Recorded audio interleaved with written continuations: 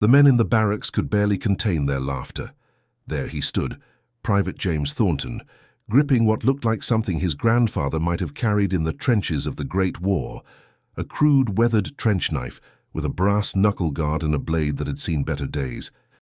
The leather grip was cracked and worn smooth from decades of use, and the steel blade bore the unmistakable patina of age, with small nicks along its edge that told stories of previous battles. It was March of 1943, and while everyone else polished their standard-issue M1 bayonets and K-bar fighting knives, their pristine edges gleaming under the harsh electric lights of the temporary barracks, Thornton clung to this relic like it was made of gold. The mockery started almost immediately, as it often did when soldiers spotted something different, something that didn't fit the mold of military standardization. Sergeant Davis, a burly man from Chicago, with 3 years of service under his belt and a chest full of ribbons from the early days of the North African campaign, was the first to speak up. His voice boomed across the cramped quarters of their temporary base, a converted warehouse on the outskirts of Algiers that still smelled faintly of olives and motor oil. "You planning on fighting the Kaiser with that thing, Thornton?" The room erupted in laughter. Even Lieutenant Morrison, usually stern and focused, a career officer who rarely allowed himself the luxury of humor, couldn't suppress a slight smirk as he glanced up from the intelligence reports spread across his makeshift desk. Corporal Bennett, never one to let a good joke die, chimed in from his bunk where he was cleaning his rifle. "Maybe he's going to challenge Rommel to a duel. You know, like the old days. Swords at dawn and all that." More laughter. Private O'Malley, a kid from Boston who hadn't even started shaving regularly when he enlisted, nearly fell off his footlocker. Thornton said nothing. He simply ran his thumb along the blade's edge, testing its sharpness the way his father had taught him, his jaw set firm beneath the stubble that he never seemed able to shave quite close enough. The knife had belonged to his father, Thomas Thornton, who had carried it through the mud and blood of Verdun, through the nightmare of the Argonne Forest, through gas attacks and artillery barrages that had killed thousands of men in minutes. When the old man died 2 years before the war started, succumbing to the lung damage from mustard gas that had finally caught up with him, he left James 2 things: the knife and a single piece of advice, delivered in a rasping voice as he lay on his deathbed in the small farmhouse where James had grown up. "Son, fancy equipment doesn't win fights. Will and skill do. Remember that when your time comes." The words echoed in James's mind every time someone mocked his weapon, every time he heard the snickers and saw the rolled eyes. He was 22 years old, lean and wiry, with a frame that seemed almost too thin for military service, though he had passed the physical examination without difficulty. He had dark hair that never quite stayed in regulation length, always falling across his forehead, no matter how much oil he used to slick it back, and eyes that carried a certain quiet intensity that made people uncomfortable if they looked too long. He wasn't the biggest soldier in the unit, nor the loudest, but there was something about him that made people pause when they looked too long, something that suggested depths they couldn't quite fathom. He had grown up in rural Kentucky, in a valley so remote that the nearest town was a 3-hour walk, where hunting and tracking were as natural as breathing and necessary for survival. His father had taught him how to move silently through the woods, how to become one with the shadows, how to read the land and understand the language of wind and animals. He had learned how to strike quickly and disappear before anyone knew what happened, skills that were useful for hunting deer and turkey, but would prove invaluable in a different kind of hunting. Before we continue with James's story, if you're enjoying this content and want to see more real history brought to life, please hit that like button and subscribe to the channel. It really helps us continue creating these stories for you. Now, let's get back to the action. The North African campaign was brutal in ways that the newsreels back home never quite captured. The sun beat down mercilessly during the day, turning the metal parts of rifles too hot to touch and baking the ground until it cracked, reaching temperatures that could kill a man through dehydration in a matter of hours if he wasn't careful. And at night, the temperature dropped so sharply that men shivered in their bedrolls despite wearing every piece of clothing they owned, their teeth chattering as they tried to sleep on the hard ground. The Allied forces were pushing toward Tunisia, engaging German and Italian troops in a series of grinding battles across the desert that stretched for hundreds of miles. Thornton's unit, part of the 1st Infantry Division nicknamed the Big Red One, had been assigned to reconnaissance and forward positions, often operating in small groups ahead of the main force, their job to scout enemy positions, assess troop strength, and engage in hit-and-run attacks that kept the Germans off balance. It was dangerous work, the kind that got men killed quickly if they made mistakes. The Germans were well entrenched, their artillery precise and devastating, their infantry disciplined and experienced from years of fighting across Europe. Every patrol could be your last, a fact that hung over the men like a dark cloud. 3 weeks into their deployment, the jokes about Thornton's knife hadn't stopped. If anything, they had intensified as the men sought any distraction from the stress and fear that came with daily combat. Corporal Bennett, a stocky Texan with a loud mouth and louder opinions about everything from politics to poker, made it his personal mission to remind everyone about it at least once a day. "Hey, Thornton, you gonna whittle the Germans to death? Maybe you can carve them a nice duck while you're at it." The others laughed, but James just kept cleaning his rifle, methodically working the bolt and checking the chamber, his movements precise and practiced. He had learned long ago that responding only encouraged them, that the best way to deal with mockery was to ignore it and let his actions speak for themselves. Besides, he knew something they didn't. The knife wasn't just a weapon. It was a tool, a symbol, a reminder of what his father had survived, and a connection to a man who had understood the true nature of combat. And in the chaos of close combat, where bullets flew wild and men grappled in the dirt, fighting with a desperation that civilized people could never understand, sometimes the simplest weapon was the most effective. A gun could jam, a bayonet could break, or get stuck in bone, but a solid piece of steel in a determined hand could always get the job done. The first real test came on a moonless night in early April, when the sky was black as pitch and the stars seemed impossibly far away. Thornton's squad, 8 men in total, had been sent to scout a German position near a small village called Sidi Bou Zid, a collection of whitewashed buildings that had been fought over 3 times already in the campaign. Intelligence suggested a supply depot, lightly guarded, tucked away in the outskirts where the Germans thought it would be safe from Allied bombers. Get in, assess the situation, get out. Simple enough on paper, the kind of mission that was briefed in 5 minutes and dismissed with a casual wave. Reality, as always, was different. They moved through the darkness in a loose file, each man separated by several meters to minimize casualties if they stumbled into an ambush, their boots crunching softly on the sandy ground. Thornton was near the front with Sergeant Davis and another private named O'Malley, the Boston kid who talked too much when he was nervous, filling the silence with whispered observations about everything from the weather to what he was going to eat when he got home. The wind carried the faint smell of diesel and cigarette smoke, a sure sign that Germans were nearby. Davis raised his fist, signaling a halt. Everyone dropped low, finding whatever cover was available in the sparse terrain. Through the darkness, Thornton could make out the silhouette of a small building, probably a farmhouse that had been commandeered by the Wehrmacht. 2 figures stood near the entrance, rifles slung over their shoulders, their postures relaxed. Guards, but not particularly alert ones. They seemed relaxed, talking quietly to each other, occasionally glancing around but without much urgency, probably bored after hours of standing watch in the middle of nowhere. Davis motioned for the squad to circle wide, to get a better view of the depot behind the house, where trucks and supplies would be stored.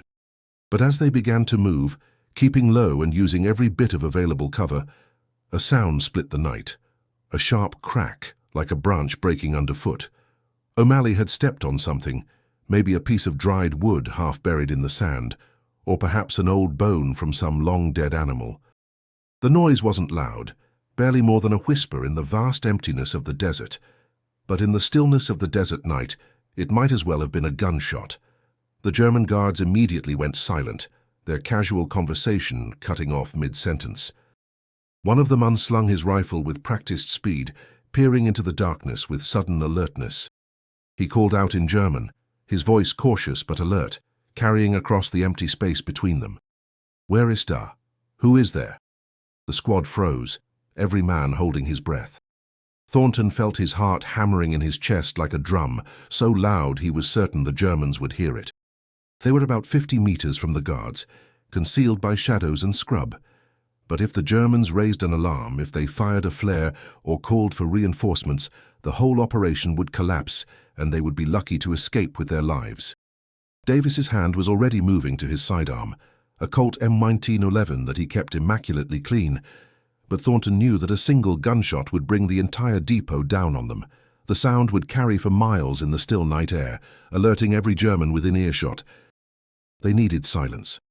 He made a split-second decision, the kind that comes from instinct rather than thought. Without waiting for orders, he slipped away from the group, moving laterally through the darkness with the kind of fluid, silent motion he had learned stalking deer in the Kentucky hills, where a single snapped twig meant going home empty-handed. His fingers found the grip of his father's trench knife, pulling it free from its sheath with a whisper of leather. The blade caught a sliver of starlight, glinting dully. The German guard was still calling out, now moving forward with his rifle raised and ready, his partner following a few steps behind with a flashlight in hand. Thornton circled wide, using the terrain and shadows to his advantage, his breathing controlled through his nose, his movements precise and deliberate. Every step was calculated, every shift of weight carefully balanced. He closed the distance to 20 meters, then 15, then 10. The lead guard stopped, sweeping his rifle across the darkness in a slow arc, searching for movement. Thornton could see the man's face now in the faint starlight, young, maybe 20, with a thin beard that looked like it had been grown to make him seem older than he was, and nervous eyes that darted back and forth. The guard's partner clicked on the flashlight, and the beam cut through the darkness like a knife, sweeping toward where the squad was hiding. Thornton moved. He covered the final 5 meters in a dead sprint, his boots barely making sound on the sandy ground despite his speed. The guard with the flashlight sensed movement at the last second, something in his peripheral vision, or perhaps just a soldier's instinct, and started to turn, his mouth opening to shout a warning, but he was too slow. Thornton's left hand clamped over the man's mouth like a vice, fingers digging into his face, cutting off any sound before it could form. His right hand drove the trench knife up under the ribcage, angling toward the heart, just as his father had taught him, finding the gap between ribs with the precision of a surgeon. The blade, worn but sharp, punched through fabric and flesh with surprising ease, meeting only momentary resistance. The guard's body went rigid, every muscle tensing in shock and agony, and then slack as life fled. Thornton lowered him silently to the ground, easing the body down so it didn't make noise. The flashlight fell from nerveless fingers, its beam pointing uselessly at the sky. The other guard spun around, his eyes wide with shock and sudden understanding. He saw his partner on the ground, saw Thornton standing there with blood on his hands and blade, and understood in that instant that death had come for him too. He started to raise his rifle, mouth opening to shout an alarm that would bring dozens of Germans running. Thornton was already moving, closing the distance with 3 long strides. He batted the rifle aside with his left forearm, feeling the solid impact of wood and metal as his right hand came up in a vicious arc. The trench knife's brass knuckle guard, designed specifically for this purpose by engineers in the Great War, caught the guard square in the throat with devastating force, crushing his windpipe and larynx. The man dropped to his knees immediately, gasping for air that wouldn't come, unable to make a sound beyond a wet gurgling that was barely audible.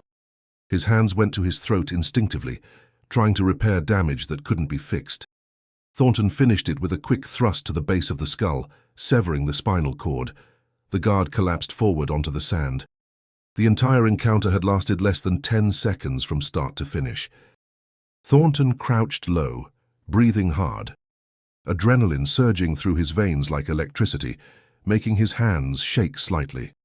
He wiped the blade on the dead guard's uniform, cleaning it carefully before returning it to its sheath, and looked back toward the squad.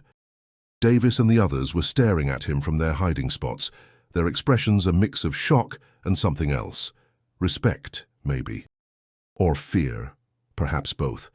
They had never seen anything like that, the kind of silent, brutal efficiency that belonged to another era of warfare. Davis moved up, keeping low, his voice a harsh whisper that barely carried across the distance. "Jesus, Thornton, Where the hell did you learn that? My father, Thornton replied simply, his voice steady despite the adrenaline still coursing through him. He sheathed the knife and picked up the fallen guard's rifle, a Mauser carabiner, checking the chamber and noting it was loaded. We need to move. The depot's right there. We don't have much time before someone notices these two are missing. They completed the mission without further incident, mapping the depot's layout with quick sketches and noting troop strength, vehicle count, and supply levels. By the time they returned to base just before dawn, slipping back through the perimeter like ghosts, word of what happened had spread through the squad. Bennett, the Texan who had mocked Thornton so mercilessly, was uncharacteristically quiet during the debriefing. The jokes about the primitive knife stopped that night, replaced by a new respect and a certain wariness. But that was only the beginning of Thornton's legend. 3 days later, the unit received new orders that came down from Division Command.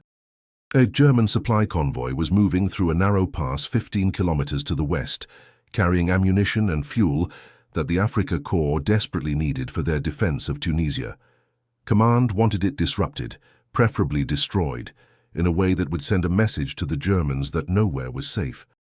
The mission called for a small, fast-moving team that could strike and disappear. Volunteers only, which meant it was expected to be dangerous. Thornton was the first to step forward without hesitation. The team consisted of 6 men.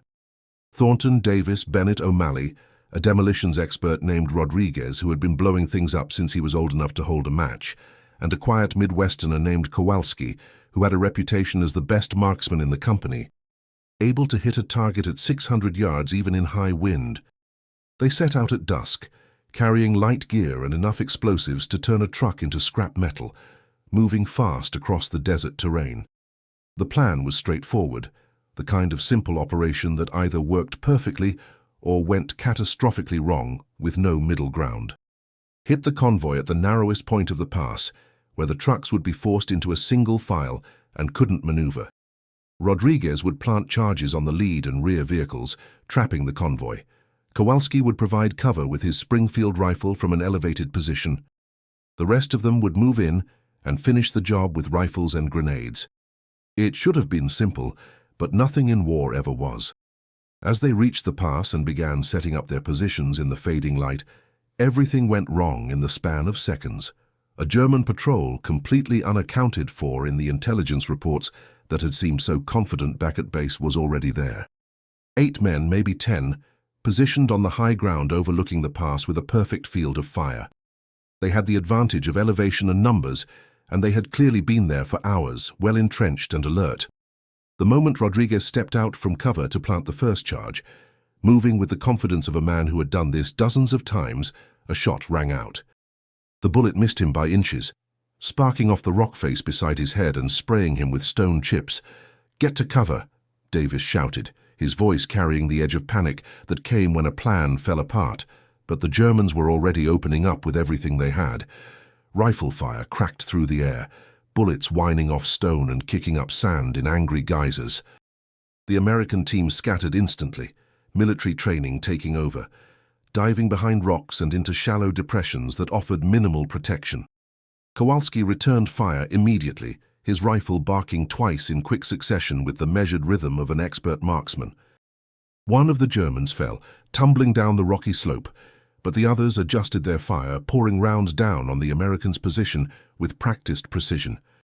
"We're pinned!" O'Malley yelled, his voice high with fear that he was trying desperately to control. "They've got the high ground. We need to fall back." Thornton assessed the situation in seconds, his mind working with the clarity that came from adrenaline and training. The Germans were dug in on a ridge about 60 meters above them, using rocks and sandbags for cover. The slope was steep but climbable, covered in loose rock and scrub that would provide some concealment. If they stayed where they were, the Germans would eventually flank them or call for reinforcements from the convoy they were supposed to ambush. Either way, they would all die. They had to move, and they had to move now. He caught Davis's eye and pointed up the slope. "I'm going up, give me covering fire." Davis stared at him like he had lost his mind. "You're crazy. There's at least 8 of them up there, maybe more. We don't even know their exact positions. 7, Thornton corrected, glancing at the German Kowalski had dropped, and they won't expect anyone to come at them from below. Nobody's that stupid. Before Davis could argue further or try to stop him, Thornton was moving. He scrambled up the slope with the agility of a mountain goat, using every bit of cover available, his movements quick and low despite the steepness of the terrain. Behind him, the rest of the team opened up with their rifles, their barrels barking in a steady rhythm, forcing the Germans to keep their heads down and disrupting their aim. Thornton climbed fast, his hands finding purchase on rocks and roots, his boots slipping occasionally on loose stone that clattered down behind him. Bullets snapped overhead, close enough that he could hear the supersonic crack, but none came close enough to hit him. The Germans were focused on the main group below, assuming no one would be stupid enough to try a frontal assault up the slope in the face of concentrated fire. He reached a small ledge about halfway up and paused for just a moment, breathing hard, his lungs burning from the exertion. From here he could see the German position more clearly. They were spread out along the ridge in pairs for mutual support, crouched behind rocks and sandbags that they had clearly prepared earlier. Most of them were focused downslope, firing methodically at the Americans below. But 2 men were positioned at the far end, facing the opposite direction, watching for flanking movements or reinforcements. Thornton pulled out his father's knife, feeling its familiar weight in his hand, and continued climbing. The last 20 meters were the hardest. The slope grew steeper, nearly vertical in places, and the cover grew thinner. Twice he had to freeze completely as a German soldier glanced in his direction, pressing himself flat against the rock like a lizard, barely breathing until the man looked away. Finally, he reached the top, his fingers clawing over the edge, pulling himself onto the ridge with muscles that screamed in protest. The first German was less than 3 meters away, his back turned, firing methodically down at the Americans below with the mechanical precision of a trained soldier. Thornton moved like a shadow, closing the distance in 2 silent steps. The trench knife came up fast, the blade driving into the base of the man's skull with surgical precision, severing the brainstem instantly. The German died without a sound, his finger releasing the trigger, his body going limp. Thornton lowered the body carefully and moved to the next position, his heart pounding but his hands steady. This soldier was slightly more alert, his head swiveling back and forth as if sensing something wrong, perhaps noticing that his partner had stopped firing. Thornton didn't give him time to process the information or call out a warning. He closed the distance in 2 quick steps, his left hand wrapping around the man's face to muffle any sound, while his right hand drove the knife home with brutal efficiency. The blade found the space between ribs, punching through to the heart. 2 down. The firefight below was still raging, the noise of gunfire providing perfect cover for his movements. He moved along the ridge like death incarnate, silent and methodical, using the terrain and the distraction of battle to his advantage. The third German was in the process of reloading his rifle, fumbling with a fresh magazine when Thornton struck from behind. The knife entered below the shoulder blade, angled upward into the lung. The man tried to gasp but couldn't draw breath, drowning in his own blood. The fourth was lighting a cigarette, taking advantage of a lull in the fighting, when Thornton emerged from the shadows. The cigarette fell from his lips as the blade found his throat. Each time, the knife did its work with brutal efficiency, its ancient design proving just as effective as it had been 30 years earlier in the trenches of France. By the time Thornton reached the 5th soldier, the man had finally noticed something was deeply wrong. His partner had been right there a moment ago, and now he was gone, vanished without a sound or sign of struggle. The German turned, his eyes widening in shock and horror as he saw Thornton standing there, blood on his hands and blade, bodies scattered behind him. The soldier tried to swing his rifle around, his mouth opening to shout a warning that would bring the others running, but he was too slow. Thornton closed the gap before he could get a shot off, moving with a speed that came from desperation and determination. The brass knuckle guard of the knife smashed into the man's face with devastating force, breaking his nose and cheekbone with an audible crack and stunning him. A follow-up strike to the throat ended it quickly. The man dropped like a sack of grain. 5 dead in as many minutes, 3 to go. But now the element of surprise was gone, shattered like glass. The remaining Germans had realized something was happening on their flank, that their comrades were dying in silence, and fear was spreading. One of them, a sergeant based on the insignia on his collar, shouted orders in German with the authority of command. The two soldiers with him turned to face the new threat, rifles raised and ready, their faces pale with fear but determined. Thornton dove behind a pile of sandbags as bullets chewed into the ground where he had been standing just a moment before, sending up sprays of sand and rock. He was pinned now, outnumbered and exposed, with no backup and nowhere to run. Below he could hear Davis and the others still firing at the German position, but they couldn't see what was happening on the ridge and couldn't provide accurate support. The German sergeant barked more orders, and Thornton heard the sound of boots on rock, moving fast. They were advancing on his position, trying to flank him from two directions. He had seconds to act before they overwhelmed him through sheer numbers. Thornton pulled a grenade from his belt, a Mark II pineapple with its distinctive segmented design. He yanked the pin with his teeth, counted to 2 in his head to reduce the fuse time, and hurled it toward the German position with all his strength. The explosion was deafening even at this distance, a flash of fire and smoke that tore through the air, the concussion wave hitting him like a physical blow. Shrapnel pinged off rocks with metallic clangs, and someone screamed in agony, a sound that was both terrible and satisfying. Thornton didn't wait to assess the damage. He burst from cover, charging through the smoke and dust with his knife ready, his face set in grim determination. The first soldier he encountered was staggering blindly, dazed from the blast that had ruptured his eardrums, blood streaming from his ears and nose. Thornton didn't hesitate or feel mercy.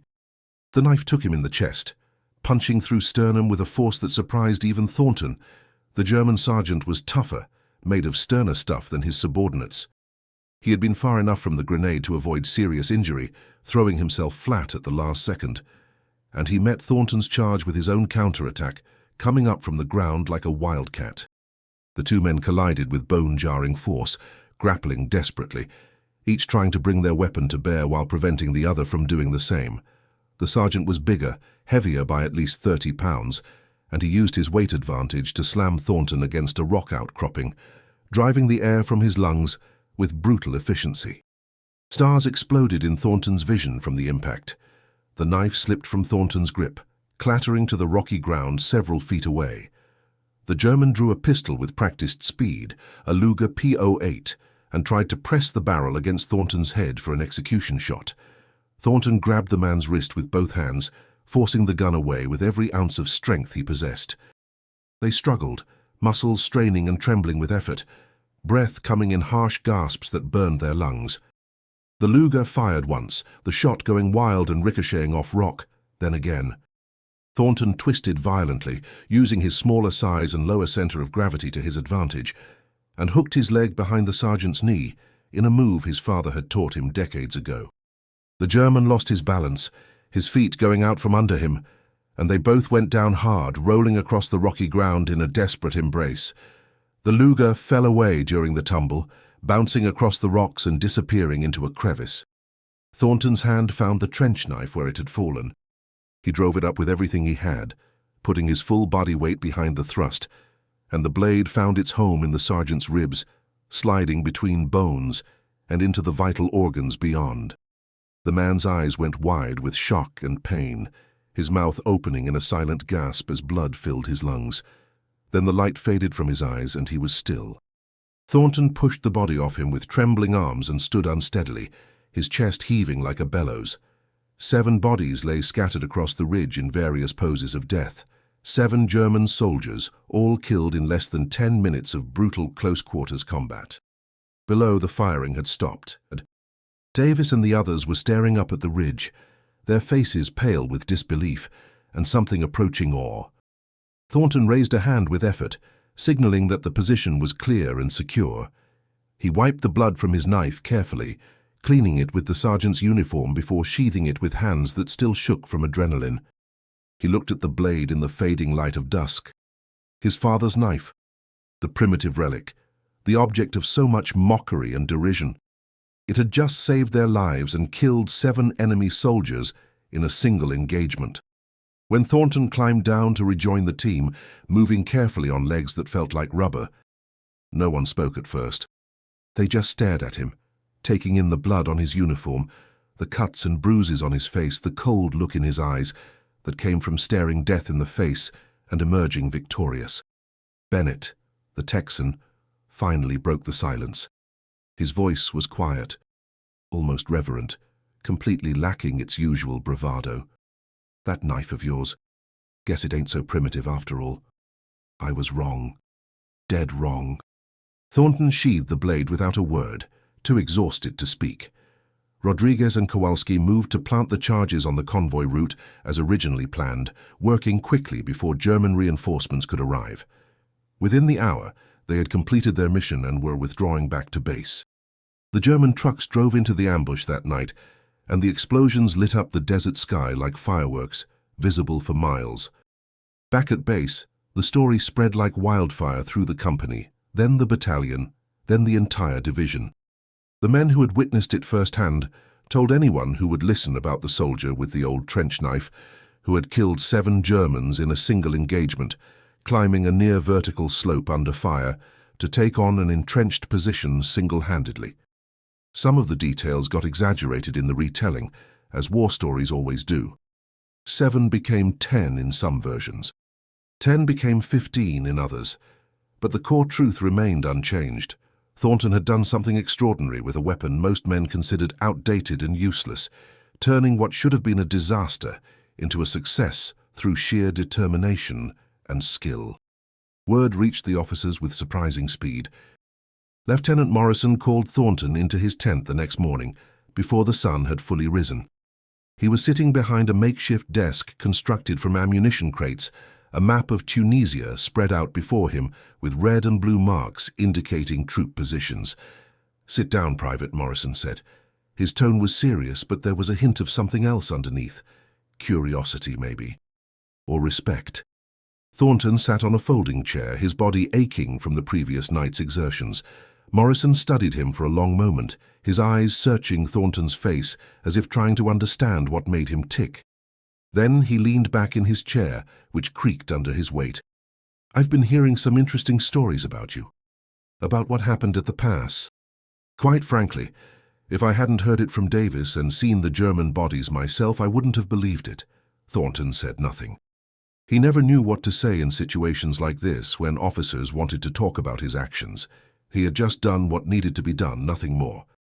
Finally, Morrison spoke again, breaking the awkward silence. "The men are calling you a hero, and maybe you are. But I need to know something, and I want an honest answer. Why that knife? Why not use a standard issue blade like everyone else? You could have requisitioned a new one." Thornton thought about it for a moment, considering how to put his feelings into words. When he spoke, his voice was steady and quiet. "My father carried this knife through the First War, sir. Through Verdun and the Argonne. He told me when I was still a boy that when everything else failed, when the guns jammed and the artillery stopped and men were fighting hand-to-hand in the mud, it was the simple things that kept him alive.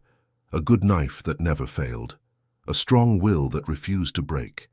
The knowledge that you could still fight even when everything went to hell around you. The fancy equipment doesn't matter as much as the man using it." Morrison nodded slowly, understanding dawning in his eyes. He had seen his own share of combat, had watched men with the best equipment fail, while others with almost nothing succeeded. He understood, perhaps better than Thornton expected. "There's talk of putting you in for a commendation. A Bronze Star, maybe. I wanted to know if you'd be comfortable with that."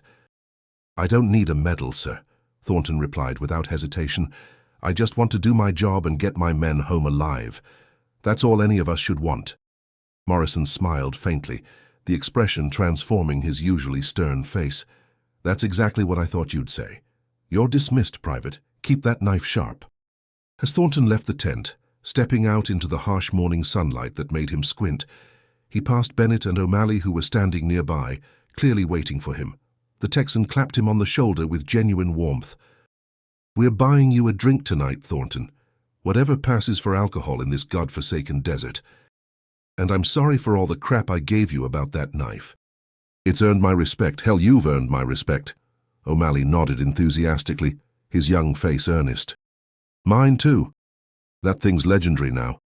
Men are already telling stories about it. About you." Thornton managed a small smile. The first real one in days. It's just a knife. The hell it is, Bennett said firmly. That thing's got more confirmed kills than half the unit. It's got history. In the weeks and months that followed, Thornton continued to serve with distinction. His reputation grew beyond his unit, spreading throughout the 1st Infantry Division and even to other divisions. Soldiers from other units would sometimes visit, making excuses about needing supplies or information, just to catch a glimpse of the man and his legendary blade. Some wanted to see the knife itself, as if it possessed some magical quality that could be transferred through touch. Others just wanted to shake his hand or share a drink with him. The knife itself became something of a talisman, a symbol of resilience and old-fashioned grit, in a war increasingly dominated by mechanized warfare and technological superiority.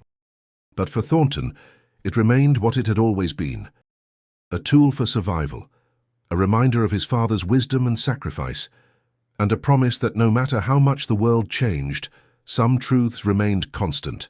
Will and skill win fights, not fancy equipment, not overwhelming numbers. The man wielding the weapon mattered more than the weapon itself. The war in North Africa continued through the spring and into summer. Thornton and his unit pushed forward with the Allied advance, engaging the Germans and Italians at every turn. There were more firefights, more close calls, more nights sleeping in foxholes under the stars, with the sound of distant artillery providing a deadly lullaby. The fighting was intense and unrelenting. The Germans were being pushed back, but they fought with the desperation of cornered animals.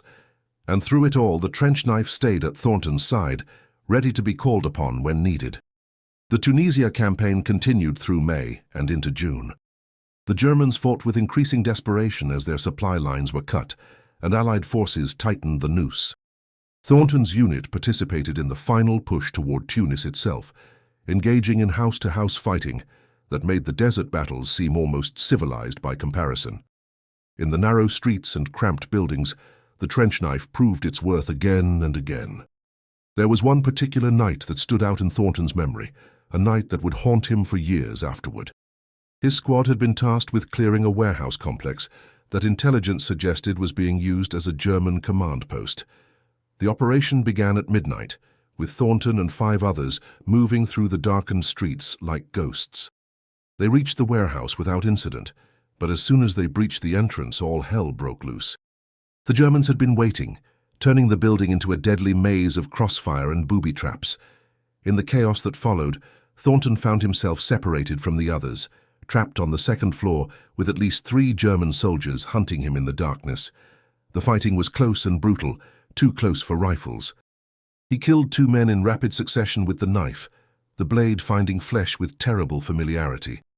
The 3rd soldier, an older man with grey at his temples who might have been a father or grandfather, begged for mercy in broken English as Thornton held the knife to his throat. For a long moment Thornton hesitated, seeing not an enemy but a human being. But the man's hand was moving toward a grenade on his belt. Thornton had no choice. The warehouse operation ended with 8 Germans dead and 2 Americans wounded. Thornton had accounted for 4 of those deaths, all with the knife. When they returned to base at dawn, covered in dust and blood and exhausted beyond measure, Sergeant Davis pulled him aside. "You all right?" Davis asked, his voice concerned. "You look like you've seen a ghost." Thornton nodded slowly, but they both knew it was a lie. He had seen more than ghosts. He had seen the face of that older German soldier, seen the fear and resignation in his eyes, and understood with terrible clarity that war reduced everyone to animals fighting for survival. The moral ambiguity of it all weighed on him, but he pushed those thoughts deep down where they couldn't interfere with his duty. The medal ceremony came 2 weeks later, after Tunisia had fallen and the Afrika Korps had surrendered. Lieutenant Morrison, now promoted to captain, pinned the Bronze Star to Thornton's chest in front of the assembled company. The citation spoke of exceptional valor and devotion to duty, of actions above and beyond the call. But Thornton barely heard the words. He was thinking about the men he had killed, both German and Italian, wondering if they had families waiting for them to come home. After the ceremony, Captain Morrison shook his hand firmly. "You've made a difference here, Private, more than you know. Your actions have inspired men throughout the division. That knife of yours has become a symbol." Thornton wanted to say that it was just a knife, that he was just doing his job, but he understood what Morrison meant. In the brutality and chaos of war, men needed symbols to hold on to, needed stories that reminded them of their own capacity for courage and survival. If the knife could serve that purpose, then perhaps his father's legacy extended beyond just teaching him how to fight. The division shipped out of North Africa in August, bound for Sicily and then mainland Italy. The war was far from over, and there would be more battles, more death, more nights sleeping on cold ground with the sound of artillery in the distance. Thornton would participate in the invasion of Sicily, fighting through the mountainous terrain against determined German resistance.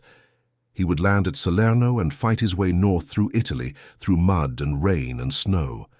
At Anzio, he would earn a second Bronze Star and a Purple Heart, after taking shrapnel from a mortar round that left scars across his back. Through it all, the knife remained at his side. It became a ritual among the men in his unit. Before dangerous operations, soldiers would ask to see the knife, to touch it like a talisman. Some claimed it brought them luck. Others just wanted to feel connected to something that had survived so much. Thornton allowed it, understanding that superstition and ritual were as important to soldiers as ammunition and rations. By the time the war in Europe ended in May 1945, James Thornton had been promoted to sergeant and was leading his own squad. The young man who had entered the war with a mocked knife and uncertain future had become a seasoned combat veteran, whose name was spoken with respect throughout the 1st Infantry Division. He had participated in 4 major campaigns, earned 3 Bronze Stars and 2 Purple Hearts, and by unofficial count had killed 47 enemy soldiers, 19 of them with his father's trench knife. But the numbers meant nothing to him. What mattered were the men he had kept alive, the soldiers who had returned home to their families because of decisions he had made and actions he had taken. That was the true measure of his service, not the medals or the kill count or the stories that were told about him in barracks and bars. The day the war ended, Thornton sat alone in a bombed-out building in Germany, looking at the knife in his hands. It had carried him through 3 years of combat, through Africa and Sicily and Italy, and into the heart of Nazi Germany itself. The blade was more worn now, the brass knuckle guard tarnished and dented, but it was still sharp, still deadly, still ready. He thought about his father, about Thomas Thornton, who had carried this same knife through the horrors of the First World War. He wondered if his father had felt the same weight of memory, the same burden of survival. The knife was a link between them, a tangible connection across the years that bridged 2 wars and 2 generations.